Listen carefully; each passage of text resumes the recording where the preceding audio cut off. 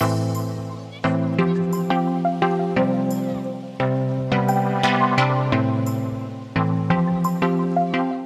a retelling of the Trojan War from the perspectives of the women whose lives it impacts, because there are dozens of them, and I think generally we've sort of lost sight of that. That's not something that happened in the ancient world. 7/8 of the plays that Euripides wrote about the Trojan War have women as the title characters. So he obviously saw that women were the interesting thing in terms of drama for a war, and for the thing that he would want to write about. And so really it wasn't that difficult to sort of do the same thing. The most famous person for us to do with the Trojan War is surely Helen. She's the only one we add the words of Troy to. So yeah, I did a causation timeline of how the war had happened, which is all goddesses getting embroiled, the three goddesses who fight over the golden apple, Eris, the goddess who throws the golden apple into their midst, and so on and so on and so on. It keeps going back, and at every level it's goddesses who cause it.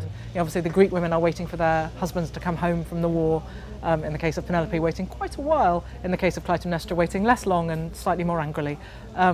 And the Trojan women have a very different thing, because when their city is destroyed, their husbands are killed and they are enslaved. And sometimes there are female figures that we have just lost sight of. Sometimes there are just lots of contradictory versions of them. So Penthesilea, the great Amazon warrior who fights in the last bit of the war, she fights Achilles after Hector has been killed, which happens obviously, spoiler, in the Iliad, which is in the 10th year of the war, so it was right near the end of the war.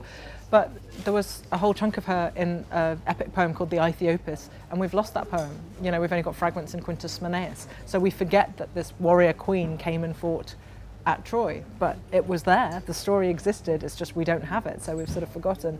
And then sometimes I think the stories are so difficult that we've sort of looked away.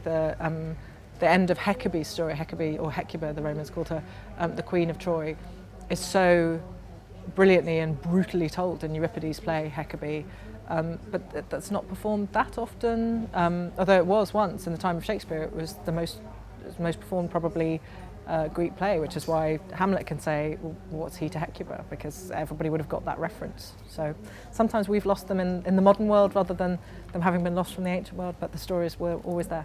When you look at, for example, Emily Wilson's brilliant recent translation of the Odyssey, by detoxifying the language, which has entered other translations about, for example, female slaves, when Odysseus returns to Ithaca, he slaughters the female slaves that he believes have been conspiring with the suitors who have been eating him out of house or home and trying to seduce his wife. And he slaughters them too, and then he hangs the maidservants on a single rope. It's a really horrific moment.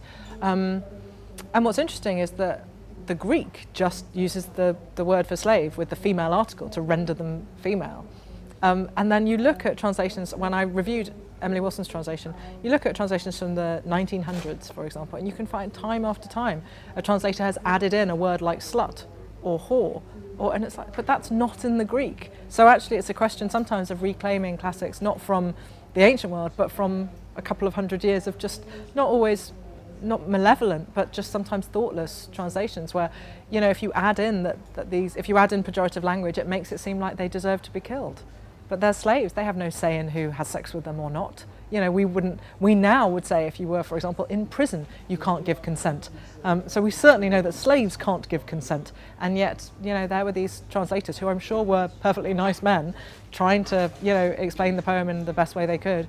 And their editorial is the thing that you sometimes want to remove. For the ancients, the Amazons and the Amazons who fight at Troy are really important. If you look at vases and vase painting, then mythological figures are a very popular illustrative device. The most popular by far is Heracles/Hercules.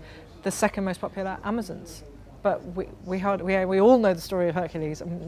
You'd be hard pushed to find somebody who could name Penthesilea, I think. Maybe they could name Hippolyta because of Shakespeare, but you see my problem. Next is a non-fiction book. It's called Pandora's Jar, and so it's about women in Greek myth. And generally, it's a question of doing this kind of excavation again, this sort of, how did we end up with our version of these women? And sometimes they're very pejorative, and sometimes it's for really interesting, strange reasons. So, for example, Pandora doesn't have a box.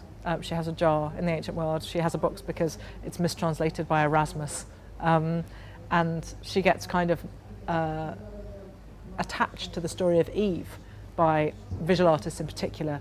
And so she becomes responsible for all the ills in the world. When you go back to the ancient texts, there are some versions when she has a jar and she opens it. There are some where she has a jar and someone else opens it, for example, her husband, Epimetheus. There are some versions when the jar is full of good things. There are some versions when the jar is full of bad things. It is absolutely not clear cut that she is responsible for releasing all the evils into the world, but people wanted to make her Eve. So that's what happens. If you look at artistic representations of her in the ancient world, in none of them does she have any receptacle at all. In all of them she's being created. So her role for the ancients is as the sort of woman. She is the ancestor of all women. All men are descended from Erichthonius, all women are descended from Pandora. And so we're literally two different races. And that's what they're interested in. So she's been sort of distorted by a Judeo-Christian worldview. And so it's a question of going back and reclaiming those. I'm just writing Medusa at the moment.